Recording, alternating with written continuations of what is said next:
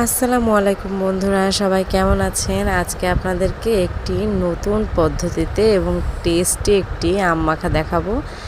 এই আম মাখাটা তেঁতুল দিয়ে আমরা খুব সুন্দর করে বোম্বাই ঝাল দিয়ে মাখাবো। এটা কিন্তু গরমে ভীষণ উপকারী, যেহেতু এখন প্রচণ্ড গরম আপনারা দুপুরবেলা এটা অবশ্যই ট্রাই করতে পারেন, এতে করে গরমও কাটবে। আমি এই আম মাখাটা করার জন্য 2টা আম নিয়ে নিয়েছি। 2টা আম আমি খুব সুন্দর করে ছুলে নেব, যেন কোনো খোসা না থাকে। আমার আম দুটো ছোলা হয়ে গেলে আমি এর মধ্যে যা যা দেব সেগুলোর প্রস্তুতি করে নেব। আমার এই আম দুটো কোটা হয়ে গিয়েছে। আমি এখন এর জন্য একটি পেঁয়াজ কুচি করে নেব। দেখুন, আমার পেঁয়াজটা কুচি কুচি করে নেওয়ার পরে আমি যে আম দুটো ছুলে নিয়েছি সেই আম দুটো খুব সুন্দর করে পানি দিয়ে ধুয়ে নেব, এবং এর মধ্যে আমি যা যা দেব সেগুলো আমি একসাথে ধুয়ে তারপর আলাদা করে নেব।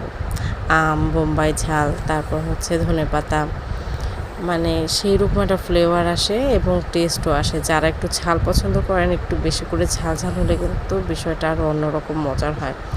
আমি এটা খুব সুন্দর করে ভালো করে ধুয়ে নিয়ে এবার আমি উঠিয়ে নেব। উঠিয়ে নেওয়ার পরে আমগুলো খুব সুন্দর করে আমি কুচি কুচি করে নেব, যেন খুব টক সেহেতু একটু কুচি কুচি করে নিলে দাঁতেও কম পড়বে, দাঁতটা টকও কম হবে।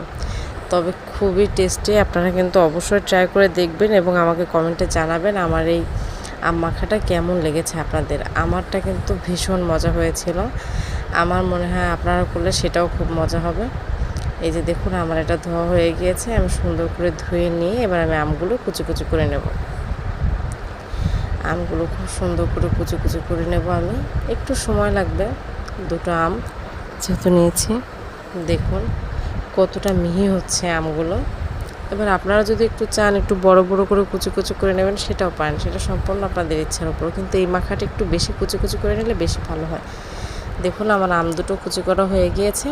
আমি সাইডে পেঁয়াজটা রেখে দিয়েছি। এবার আমি বোম্বাই ঝালটা কুচি কুচি করে নিচ্ছি। বোম্বাই ঝালটা কুচি কুচি করে নেওয়ার পরে, যেহেতু এটা ঝাল লাগে তাই আমি বটি দিয়ে করিনি, আমি এটা সুন্দর করে সিজার দিয়ে কেটে নিয়েছি টুকরো টুকরো করে, যাতে আমার হাতে ঝাল না লাগে।